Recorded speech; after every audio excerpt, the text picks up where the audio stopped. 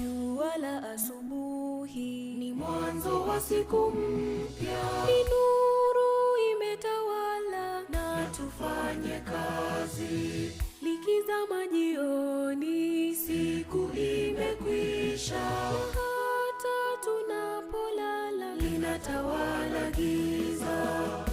Hivi ni nani aliyeyafanya haya? Mambo haya yanashangaza kabisa. Eti mchana